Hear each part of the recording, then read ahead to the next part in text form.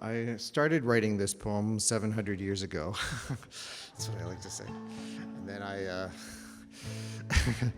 and then I translated it into English, and I don't know how faithful these translations are, but some spirit comes through. And then a lot of verbiage was cut out, to make these into songs. So the first one is, these are both by Rumi. And this first one is a vision of a heaven where everything is music. Okay?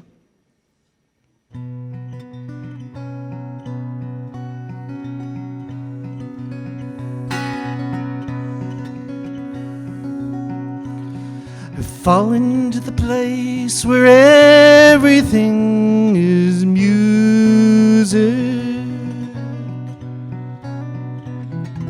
Strumming and flute notes fill the atmosphere. Even if the harp of the world should burn up, there's still be this hidden instrument here. So the candle flickers and goes out.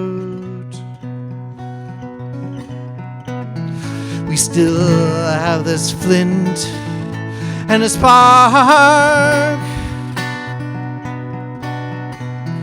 The singing art is a sea wave. Grace, a pearl on the ocean floor. We've fallen into the place where everything is music. Poems sprout like spindrift on the sand, flowering from a root we can't see. The seashell I hold now in my hand. So the candle flickers and goes out. We still have this flint and a spark. The singing art is a sea wave. Grace, a pearl in the ocean floor.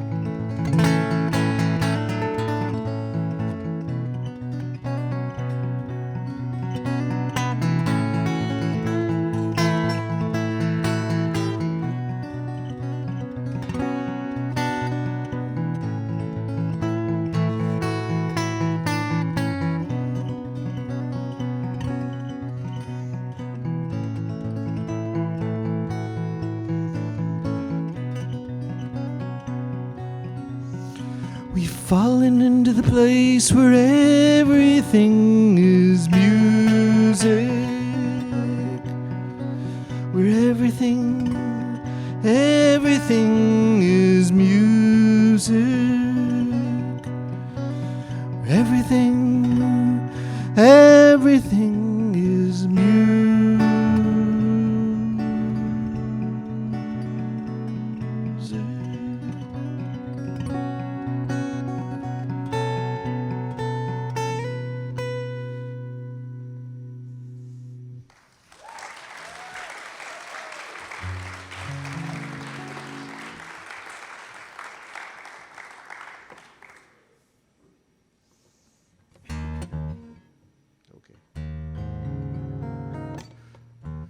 next poem is it's a remarkable poem. Both these were translated by Colin Barks.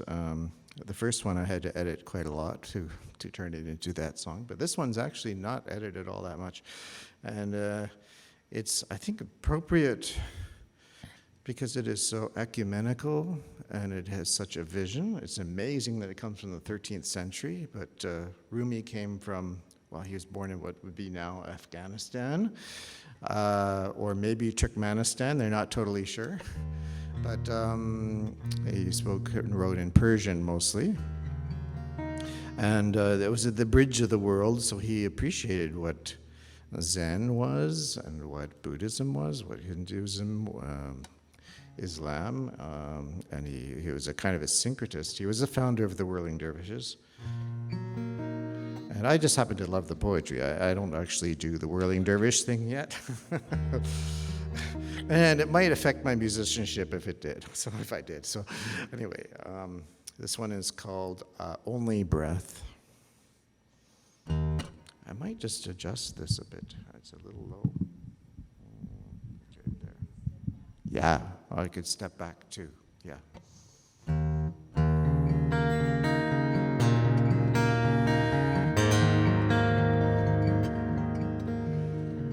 And the reason I chose this too is that Montreal Serai brings together all the distances into the center.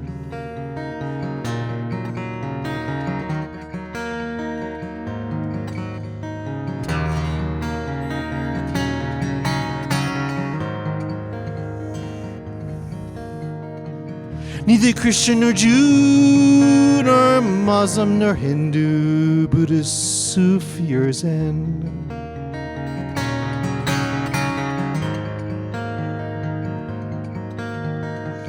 Not any religion or cultural system.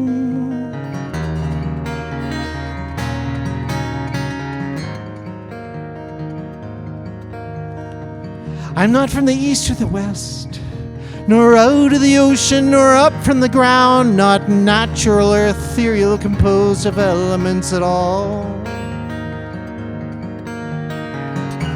I do not exist,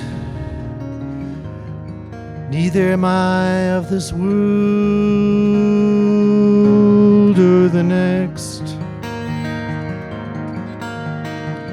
I did not descend from Adam and Eve or any origin story.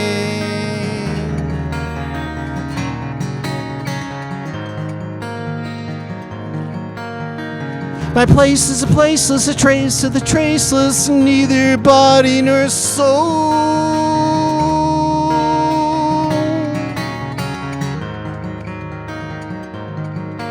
My place is placeless, a trace of the traceless, neither body nor soul.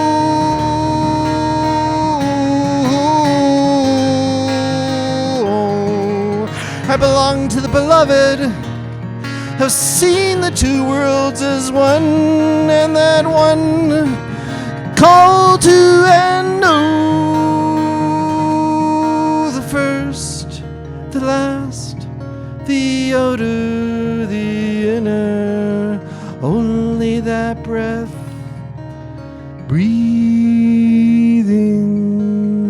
only that breath, breathing,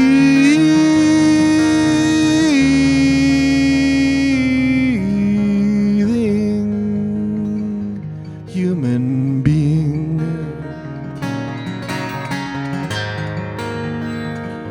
Human being,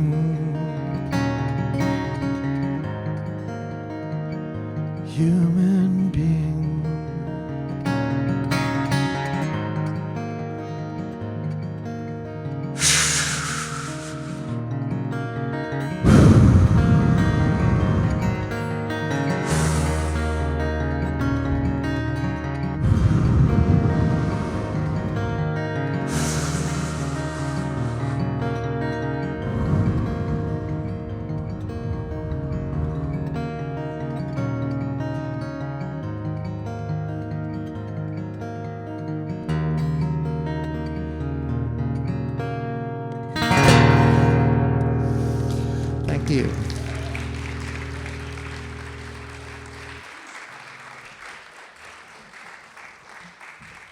I'm going to read a few new poems this evening for you. Formed and waiting. Dark skies offer favorable omens. Earth grows moist to green as luck hopes to live. Sorrows melt into slush, coffee-colored tinctures to harden your response to pain. In time, your armor becomes too heavy, not a sign of weakness, but one of faith. Echoes of history stain our days, dense as gold dust and waiting in minds. What a day to be. Women watch silent as sentinels, hovering in shadows at dusk, awaiting. Drifting rumble of thunder to herald storm fronts that, hovering in shadows at dusk, appease light eyes and stoke angry thunder. To herald storm fronts that dangers lie and lies lived as truth. Appease light eyes and stoke angry answers. Believed, beholden to dangers. Lie in lies lived as truth. Yet supremacists pray for an answer. Believed, beholden to technological connections. Yet supremacists pray for an omen. Watching, waiting for these technological connections. Bright star or a murder of crows. Omen watching, waiting for this escape westward, far from Eden. Bright star or a murder of crows awaiting, drifting rumble of escape, westward, far from Eden, women watch, silent as sentinels. Thank you.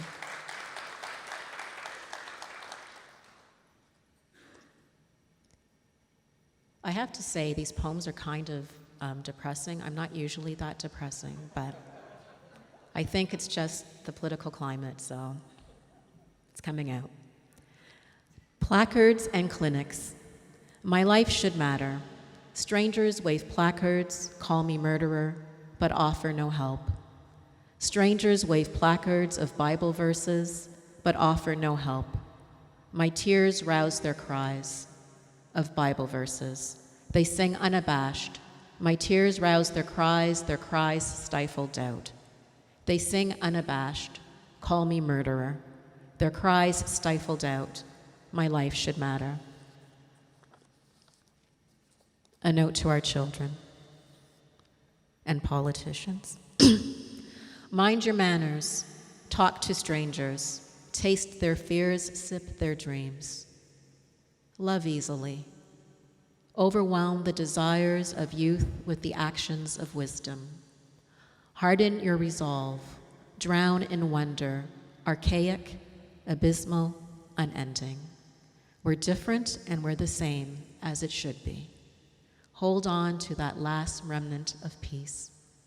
Long to be reacquainted with what was once under the aegis of faith. You are profound. Smile in the shadow of the valley, for this too shall pass. Remain unthwarted, desired, you. Let go. Treasure your delusion. Whomever you are, wherever you are, it's all right.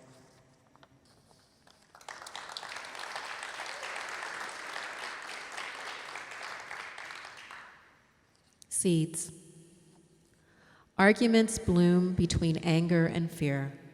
Jays pluck plums to spoil in the dirt, wasting a chance to taste sweetness.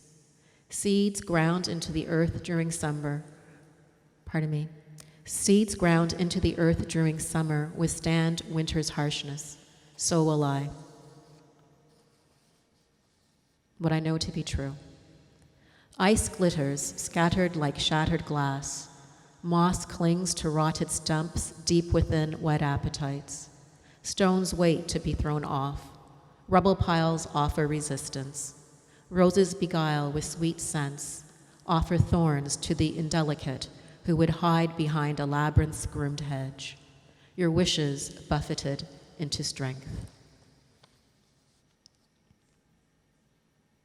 Disciple.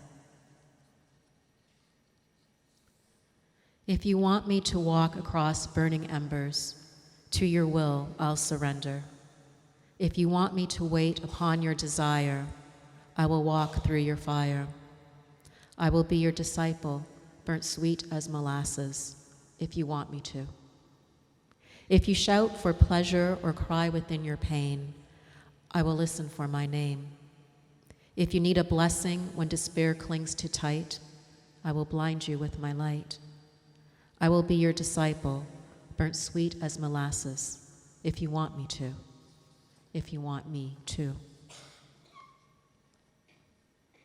I'm going to read a little. Thank you.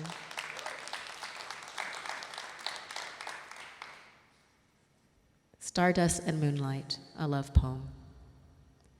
Beaches built of melted sun, iridescent air, lavender thoughts sprinkle yearnings on sun-whipped skin. Oceans shout to the shore, I will sing to you of love. A wave recedes with a kiss.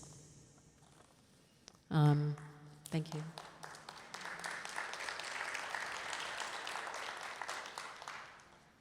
I have one more poem for you this evening. It's called Thanksgiving Blessing.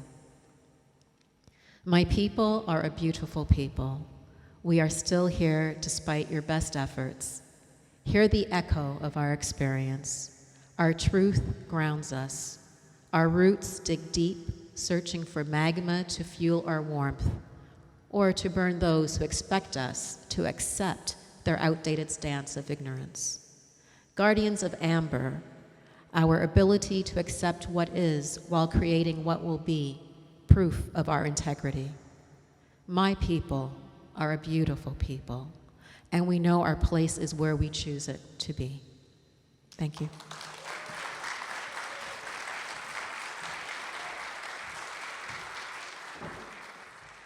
It's great to be here, as everybody says, to honor Montreal Serai. So, vive Montreal Serai.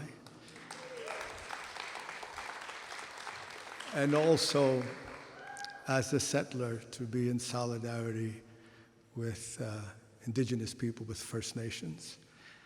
That is always something we have to bear with us when we speak. My poem is Pensions. I was told to look in this direction. It has 12 parts, some of them only 4 lines, others more. 1, the ant and the grasshopper. The times I knock on door for the socialists, I always go with the same veteran door knocker. His father worked for a company for 40 years that refused, in reasonable terms, to pay his pension. Reasonably soon, my friend's dad was dead. We knock. A bald man opens the door, shouts, "Why should I vote for a left-wing party?" My friend asks if he knows the story of the ant and the grasshopper. Each ant puts something aside for a rainy day. The grasshoppers grumble about ungrateful insects, but put in a matching amount eventually. Then a really smooth hopper says, "We don't need no regulation. Markets regulate themselves." They teach the ants to sing the same song. Soon, the grasshoppers have spent the ants' pensions under the famous deficit pension benefit plan. The ants who worked enslaved, their hopes are crushed along with their savings. Someday, my friend says, a few ugly grasshoppers will get their due. A few of them will go to jail. Boom! The bald man slams the door. The ant and the grasshopper doesn't work anymore. Tell Aesop, tell La Fontaine, scream it in their ear. We need better, more able fables. 2, moon landing. As a young man, I watched the moon landing with my father in 1969. Him leaning forward, one hand on the arm of his chair, one gripping a cushion. Dad said, My taxes paid for that. So I said, "Thanks, Dad," and smirked. "How do you think it got paid for?" he asked, slowly hoisting himself out of his comfy spot. "Not by you," I said. "No, not by me alone, but that's what all our taxes are for. Hospitals where we all get born, education, defense, science. You used to be a smart guy," he said. "I'm getting older," I replied. "You lose intelligence as you age." And then I split to see a friend about a girl gallivanting through the summer air, humming a doo-wop tune. Oh, oh, oh, ooh. Now those years are spent. I look up at the full moon and think back to that day and talk with him in his absence. I wish I'd got to know you better. Return to see Armstrong's Walk with you. 3, door knocking. A young man opens his door, calls pension's great liberal pie in the sky. My vet replies, "In Rome, the empire paid surviving soldiers an income for the rest of their lives. Pensions were paid after the American Revolution, the Civil War, and every conflict thereafter. Canada started pensions during the Second War. Son, these are plans to avoid personal and financial disaster. The art of planning isn't hard to master. But we got screwed in 2006 by the Pension Protections Act." The young man frowns, says, "Don't explain. Tout ce qui est dégueulasse porte un joli nom." 4, street scenes. A skinny codger, older than us, bent like an isosceles, runs to catch the 80 bus. A gray-haired fellow with a pink face, tears streaming down his ears, down his cheeks, from the cold perhaps.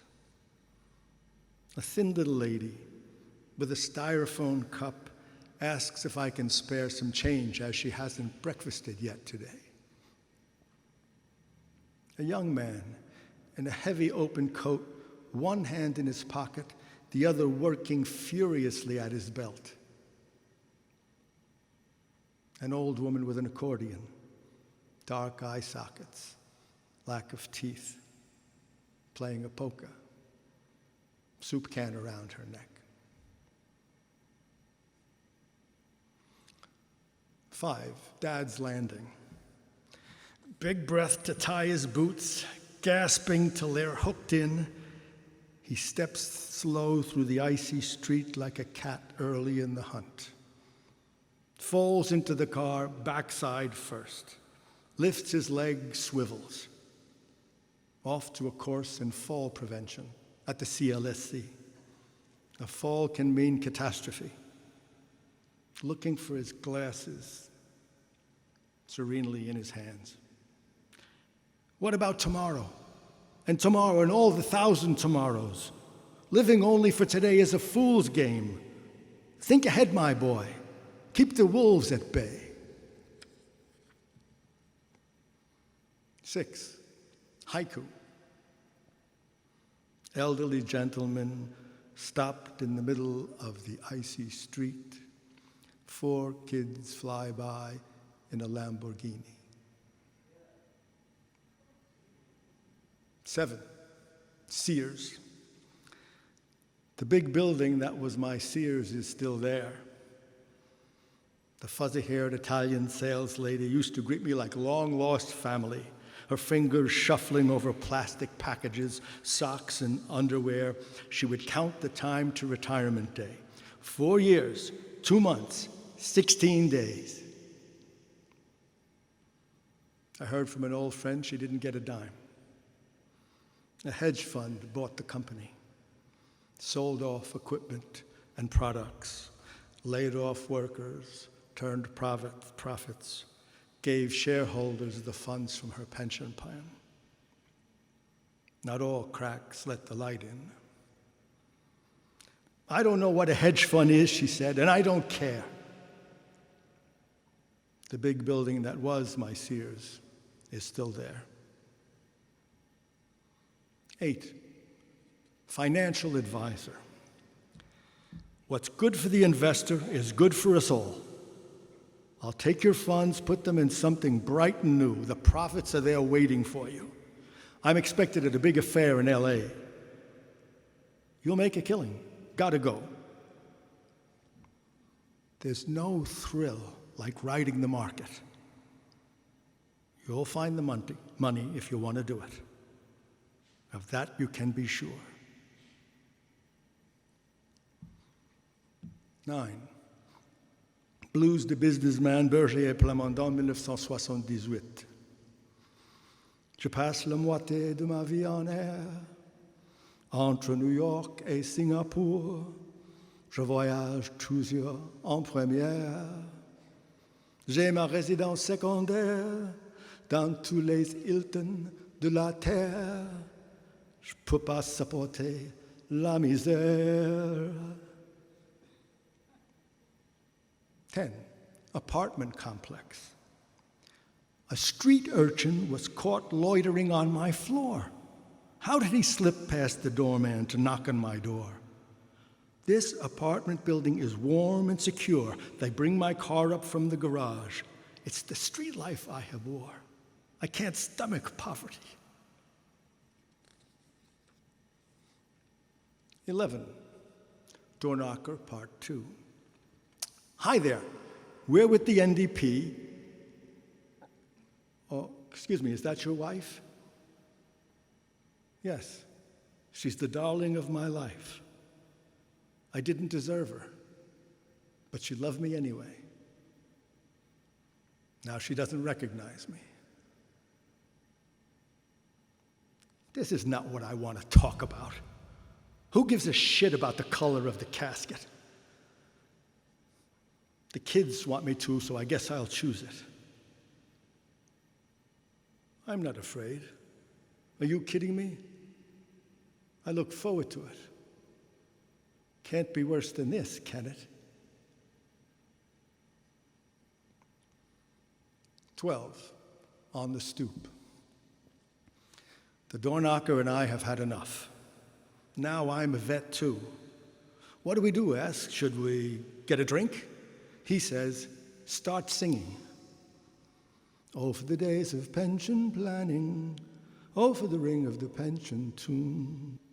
A few people open their windows, and 4 millennials stop to listen. One says, good song. The vet replies, nah, too damn melancholy, and changes his tune and tone. Now we need some regulation. Hey, you, corpers, pay the pension owed. The more people pass by on the street, the more he drones like a young Dylan. Hey, you, corpers, pay the pension owed. I join in. Hey, you, corpers, pay the pension owed. Hey, you, corpers, pay the pension owed. Thank you.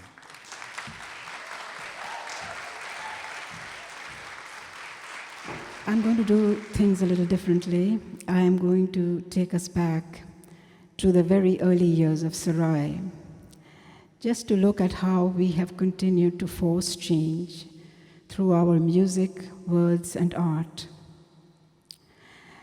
The old issues that you might have seen on display at the table at the end of this room, the other room actually, tell our story and what we write and have written about. The very first issue of Serai was published in November 1986, when the oldest Serai child was 7 years old. We were growing our roots in Montreal, but it still felt like a home away from home, a Serai or an inn in a desert land where we in the caravan had come to rest before moving to somewhere else. We weren't quite sure where. Mortgage rates were unbelievably high. At one time, they were 21%. We were often unemployed and money was scarce. The 1984 carnage in India following the killing of the then Prime Minister Indira Gandhi was etched on our conscience, as was the memory of Union Carbide's gas leaks, industrial, environmental, and human disaster. Rahul Verma ran his second marathon of 42 kilometers in support of the children of Bhopal. In Montreal, Tony Griffin, a 19-year-old black youth, was shot dead by Alain Gosset. Francis Ojo, a South Shore black businessman, was abused and beaten by Station 33 cops. Mr. Velasquez, a man of Chilean origin who taught race relations to Montreal police, was himself beaten and arrested for intervening during another incident. Quebec Libre had already become a jaded, faded slogan, and multiculturalism was becoming a new catchword. Even before our language or diet sets us apart, wrote Jennifer Chu, our color does. We are highly visible, and it is so easy to apply labels when there is a difference. Dolores Chu, quoting Sam Newhoff at a public symposium on health in the Third World, wrote, "Scientists in the West have ignored the real survival issues of today, and that there is need for a new partnership between individuals interested in the scientific and social aspects of liberation." Serai was our response, our voice, just as it is today, when there remain over 300 unsolved cases of indigenous women missing or murdered. We don't know why, when, or where. Serai is no longer temporary, it is our home. We are writers, editors, poets, artists, musicians, filmmakers, a community who can force change and transformation through the arts and literature. In 1987, Serai celebrated its first anniversary on December 5th at Le Manoir in NDG. Vanessa Chio was then the president of Serai. Himmat was the MC for the event. Keynote speakers were Junaid Khan, Sam Bosky, and C.I. Petros. Kalpesh Oza read a story that flowed into a series of songs, including That Daft Boy from Baba Jacques Das, Rana Bose's play. Music was composed, written, directed, and performed by Vasu Sheshadri, Rana, Beverly and Reed Walker, and Himmat, and of course, our Baba Jacques Das, Georges Berriot. The finale, played in the memory of Billy Bloom, was a combination from the last few pages of the Guru Granth and The Rivers of Babylon. The poem I have selected to read today was published in the August 1996 issue of Shakti, the newsletter from the South Asian Women's Community Center. The poem, called The Bird Daughter, is about the experience of migration, leaving the familiar for the unfamiliar, looking for a sense of belonging. It is about homes, about the many sarais that transform us and are transformed by us. It is about the challenges posed by parenthood, the cycle of life, and how it returns to from where everything starts again. I choose this poem because it epitomizes my experience of separation, the tears and the smiles, and finally the passing on to another generation of the drive that makes us who we are and where we want to be. A few quick points of reference. The poem is about Shimla, my old home in the Himalayas, and Nagaras are village drums that I can still hear echoing across mountain ranges. Oh, look at my wings, dearest mother. I can soar, I can fly, can't you see? Oh, I like being me, dearest mother. I can lift, climb, and dive. I am free. Your little nest seems so very small now, and the fresh air without feels so good. Oh, my heart beats so fast when I swoop down at the sight of a bird like myself. And when will you return, oh my daughter? Oh, when will you return? When the warm April air from the mountains will breathe life into dry, leafless branches, when the red and orange flowers from rhododendrons will set all forest trees up in flames, when the eerie, lonely howls of hungry jackals combine with nagaras and the flute, when these echo from atop the lofty mountains, oh, will you not come back to them again? But the world looks so different to me now, Mother. Every day a new adventure does unfold. I cannot now return to your little home in the clouds on lonely hills alone. I will swim instead the tides of stormy oceans and skim across smooth sandy desert lands. I will fly atop the highest mountain peaks and I will scan the red horizons of the sun. I can see the monsoon enter through the window, the same one through which you always watched how the big, long-tailed leaf-eating langur jumped with ease from pines to firs to deodars. The same little crack in that window has weathered many rains and thunderstorms. Nothing much has changed since you left home. Nothing ever has been the same. Oh, when will you return? Oh, my daughter, oh, when will you return? The sunsets all have faded, O sweet mother, and my wings are now heavy and worn.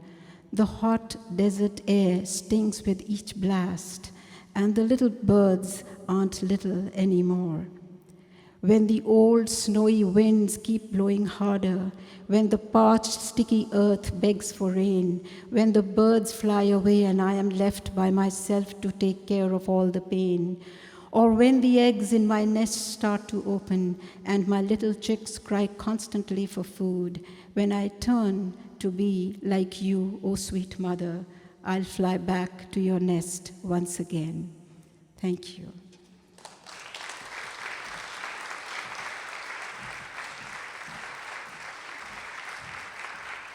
I'm going to be presenting a couple of things tonight. The first thing is a work in progress. I'm working on a large performance that will be presented during the course of next year. It's to be entitled Panj, which means five in Punjabi.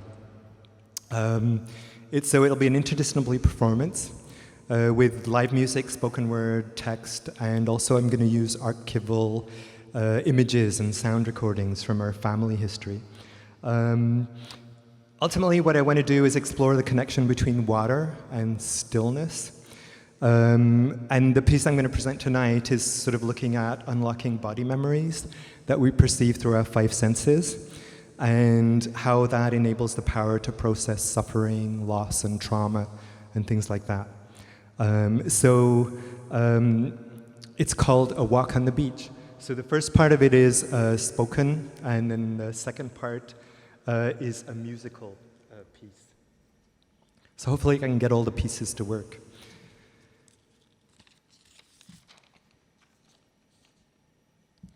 Okay, so A Walk on the Beach. As the sun rises across the bay, my mother and I walk down to the sand. The sea rolls gently onto the beach, singing softly as if from a distance. The waves recede as the morning tide goes out, clearing a path through the seaweed and the driftwood. The water softly chants a mantra. I'm in you, you're in me. We are one, you and I and you. She walks ahead of me, tracing a path on the wet sand. The earth shimmers under her feet in the early morning sunlight. I follow, trying to locate her footsteps amidst the panoply left by all those who've walked here before us. We walk together, Sometimes she walks ahead, sometimes we walk abreast, and sometimes I walk ahead. I'm in you, you're in me. We're one, you and I and you. The waves carry a sadness that envelops me, both pain and comfort. I let the waves come, breaking along the shore. I've learned not to run from them, not to fear them. For each time they return to the sea, they take a part of my sadness with them. Only the foam remains, effervescence after emotions wash away. The residual humidity evaporates under the healing rays of the sun.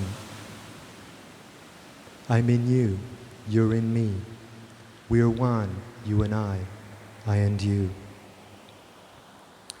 My father walked here too, leaving his footprints here year after year. I feel them today here under the sand. The water whispers his pain to me as it washes mine away, mixing my pain with his and that of all of those who've suffered, like him, like her, like me. He's here always with me. Like my mother, at times he walks ahead, and at others he follows. Wherever each of us walks, our paths always come back to each other, just like the waves return to the sea. I'm in you, you're in me. We are one, you and I and you. I feel sadness and joy arise together. The sun too embarks on its path up into the sky. My sensitivity, a gift, a curse, hand in hand. My artist soul stirs in my body, soothing me with music, bittersweet. The tearing, the rending, it was a figment of my mind. I find my stillness again under the morning sun, here in my body. Here before the waves, I let everything come. All is one, one is all. I am in you, you're in me, the sea beseeches me. We are one, you and I and you.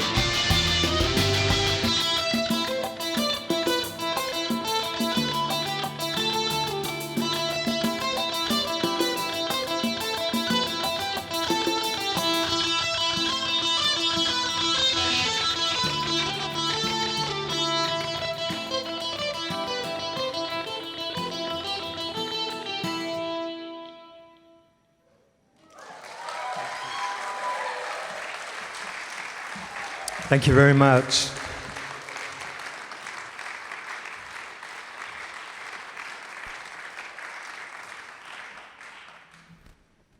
Thank you. Thank you very much.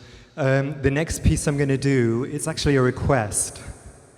And it's kind of going back to the origin of a lot of things that have inspired Serai and probably many other things, going back to a lot of poetry and songs that were written in the 60s and 70s. So Ron asked me to do this song. So it's actually one of my favorite songs too, so I hope I do it justice.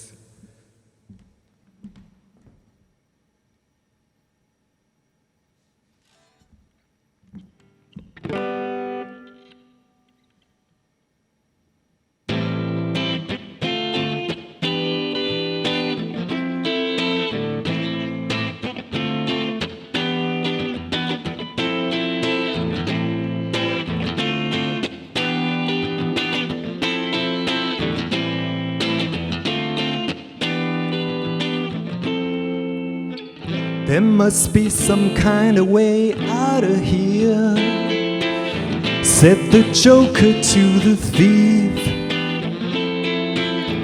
There's too much confusion, I can't get no relief.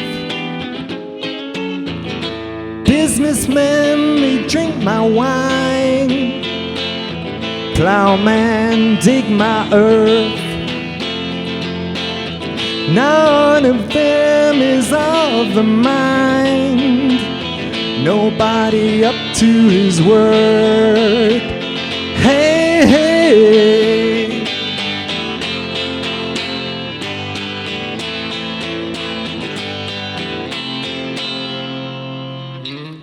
No reason to get excited. The thief, he kindly spoke. There are many here among us who think that life is but a joke. But you and I, we've been through that, and this is not our fate.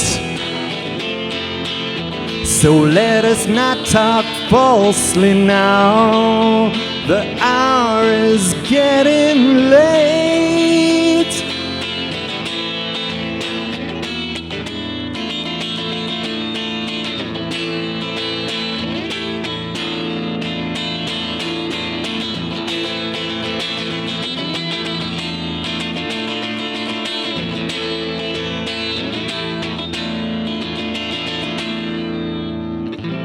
All along the watchtower, princes kept their view, while all the women came and went, barefoot servants too. Outside in the cold distance, a wild cat did howl. Two riders were approaching, and the wind began to howl.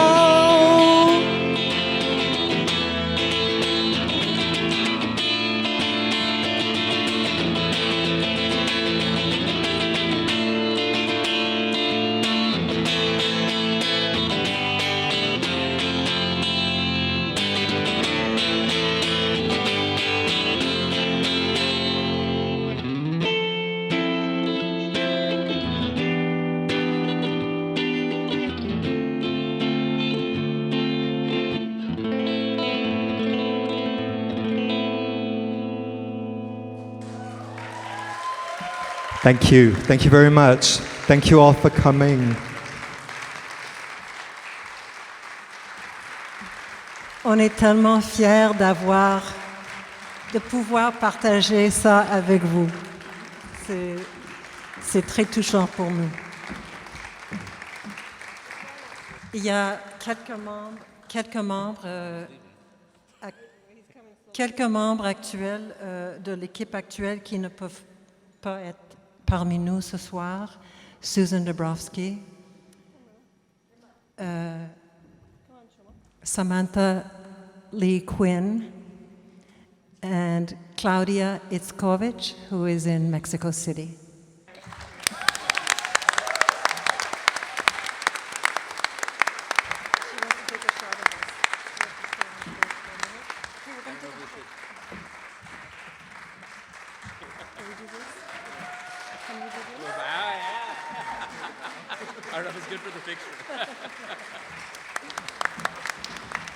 Merci beaucoup. Bon week-end, bon solstice.